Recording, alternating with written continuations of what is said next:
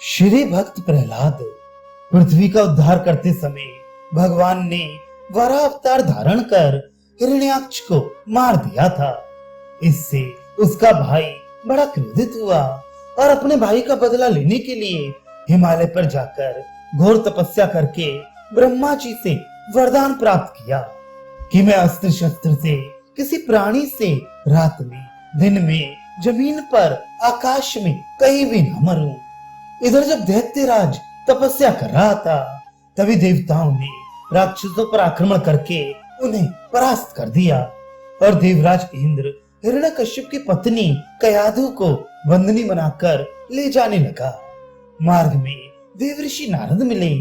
जब नारद जी ने पूछा कि इस परम साध्वी पतिव्रता को बंदी बनाकर कहाँ ले जा रहे हो, तो इंद्र ने कहा, ऋषि राज, ये कयाधु गर्भिणी है, इसकी संतान होने पर उसका वध कर दिया जाएगा। नारद ने बतलाया कि इसके गर्भ में भगवान का परम भक्त है, ना तो वह मारा ही जा सकता है और न वह तुम्हारे लिए भय का ही कारण है, अतः तुम इसे छोड़ दो। देव ऋषि की बात सुनकर इंद्र कयाधु को छोड़कर अपने लोक को चले गए और अनन्य आश्रिता वे कयाधु देव ऋषि के आश्रम में रहने लगी।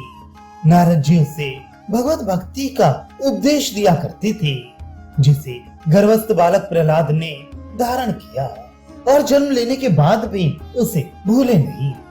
हिरण्यकश्यप तपस्या के बल से परम बली हो गया और उसने समस्त देवलोक को जीत लिया।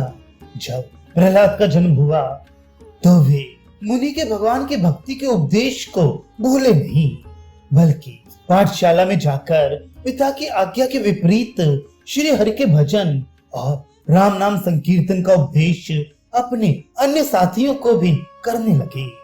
एक बार प्रहलाद घर आए तो पिता ने उन्हें अपनी गोदी में लेकर पूछा, बेटा बताओ तो तुमने इतने दिन से क्या पढ़ा?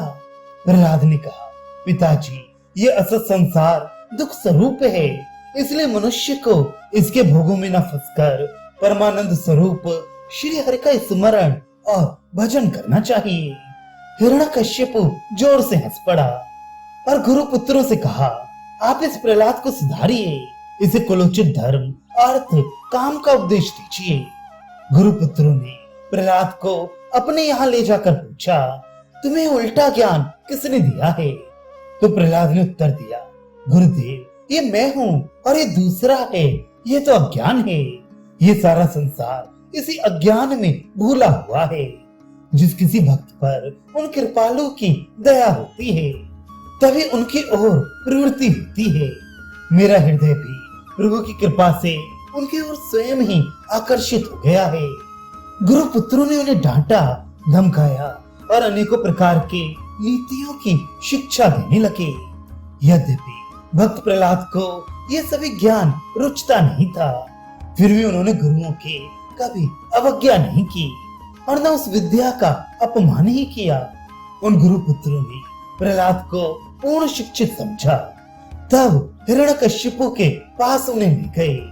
दैत्यराज ने फिर अपने पुत्र से पूछा, बतलाओ बेटा, तुम्हारी समझ में अब सबसे उत्तम ज्ञान क्या है? भक्त हृदय प्रहलाद जी ने उत्तर दिया, विष्णु भगवान के गुणों का श्रवण, कीर्तन और स्मरण, उनके चरण कमलों की सेवा, उन प्रभु की पूजा, उनके प्रति दास से और सख्य भाव तथा अपने आप को उनके समर्पण कर देना, यही सबसे उत्तम ज्ञान है, यही सबसे उत्तम कार्य है और यही मानव जीवन का फल है। संपूर्ण क्लेशों और अनर्थों का नाश तभी होता है जब बुद्धि भगवान के श्री चरणों में लगे, किंतु बिना भगवान के भक्तों की चरण रच के मस्तक पर धारण किए इस प्रकार की निर्मल बुद्धि होती ही नहीं है। 5 वर्ष का नन्हा सा बालक त्रिभुवनपति दैत्यराज के सामने किस प्रकार उसके शत्रु का पक्ष लेकर निडरता से सत्य पर अटल था। सभी शांत, मौन और चित्रांकित से हो गए। उसी समय दैत्यराज कांप उठा, क्रोध से उसकी आंखें जलने लगीं और गरज कर बोला, जाओ मार दो इस दुष्ट को, इसकी बोटी बोटी अलग कर दो। सभी दैत्य एक साथ सशस्त्र उस बालक पर टूट पड़े और वह निर्भय होकर प्रभु स्मरण करता हुआ खड़ा रहा। हथियार उनके शरीर का स्पर्श पाकर नष्ट हो गए, पर प्रहलाद के अंगों में कहीं खरोंच भी नहीं आई। हिरण्यकश्यपु केवल इतने से ही शांत ना हुआ। उसने प्रहलाद को मारने के लिए कोई भी उपाय अछूता न छोड़ा। वे मदमस्त हाथी के पैरों के नीचे डाले गए, पर गजराज ने उठाकर उन्हें मस्तक पर बिठा लिया। उनको सांपों की कोठरी में छोड़ा गया, पर वे विषधर सामान्य केंचुए के समान हो गए। शेर उनके सामने आकर कुत्ते के समान पूंछ हिलाने लगा। विष उनके पेट में जाकर अमृत हो गया। पहाड़ों से फेंके जाने पर भी वे अक्षत रहे। सागर की गंभीरता भी उनके लिए हानि न पहुंचा सकी। होलिका उन्हें लेकर आग में प्रवेश कर गई। उसे गर्व था अपने उस वस्त्र का जिसके धारण से अग्नि का प्रभाव उसके शरीर पर नहीं होता था, पर आग के भीषण लपटों में बह जलकर राख हो गई। और भक्त और प्रहलाद मानो पुष्पों की सेज से उतरकर बाहर निकल आए। उन्होंने फिर दैत्यराज को समझाते हुए कहा, पिताजी आप भगवान से द्वेष करना छोड़ दें। आपने देखा नहीं, भगवान के प्रभाव के सामने सभी प्रयत्न असफल रहे। आप भी हरि का स्मरण करें, ध्यान करें और उनके आश्रय में जाकर निडर हो जाएं। वे प्रभु बड़े दयालु हैं। दैत्यराज क्रोध से कांप उठा और प्रहलाद से बोला, अरे मूर्ख, तू किसके बल पर मेरा इतना अपमान करता है? कहाँ है तेरा सहायक? कहाँ है वे तेरा हरि? मैं अभी तेरी गर्दन काटता हूँ। देखो कौन आता है तेरी रक्षा करने के लिए। प्रहलाद ने नम्रता पूर्वक कहा, पिताजी वह प्रभु तो इस अखिल सृष्टि में सब जगह रमा हुआ है। कण कण और अणु अणु में उसकी सत्ता विद्यमान है। वे मुझ में भी हैं, आप में भी हैं, इस खड्ग में भी हैं और आपके पास वाले इस खंबे के भी भीतर हैं। खंबे के भीतर भी दैत्यराज चौंका। वह अपने अज्ञान के कारण इस रहस्य में सत्य को समझ ना सका। उसने अपनी गदा उठाई और पूरे बल से खंबे के मध्य में जमा दी।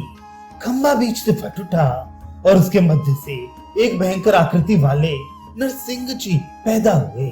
उनके तेज से दिशाएं जल उठी।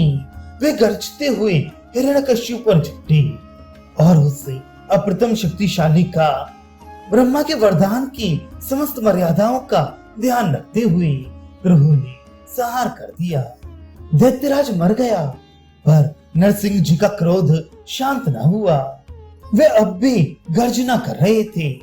देवताओं में किसी की भी शक्ति नहीं थी कि उनके सामने आए। स्वयं ब्रह्मा जी और शंकर जी भी दूर खड़े थे। अंत में ब्रह्मा जी ने भक्त प्रहलाद को ही उनके पास भेजा।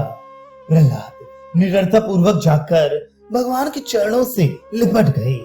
भगवान ने अपने प्रिय भक्त को छाती से लगा लिया और उसे गोदी में बिठाकर बोले, बेटा प्रहलाद, मुझे आने में बहुत देर हो गई।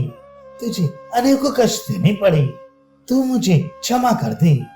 भगवान के श्रीमुख से ऐसी वाणी सुनकर प्रहलाद का हृदय भर गया और अनेकों प्रकार से उनकी प्रार्थना करने लगे। भगवान ने उनसे वर मांगने को कहा तो प्रहलाद जी ने कहा, भगवान क्या आप मेरी परीक्षा ले रहे हैं? जो सेवक अपनी सेवा के बदले वरदान चाहता है वे सेवक नहीं व्यापारी है। अगर फिर भी आप मुझे वरदान देना ही चाहें तो मुझे यही दान दीजिए कि कभी भी मेरे हृदय में किसी प्रकार की कामना पैदा ना हो तथा मेरे पिता और गुरु पुत्र जो आपके विरोधी थे उनको भी आप निष्पाप कर दीजिए। भगवान का हृदय आनंद से भर गया। वे बोले, प्रहलाद, जिस वंश में मेरा भक्त पैदा होता है वे वंश का वंश अपने सभी प्रकार के पापों से छूट जाता है।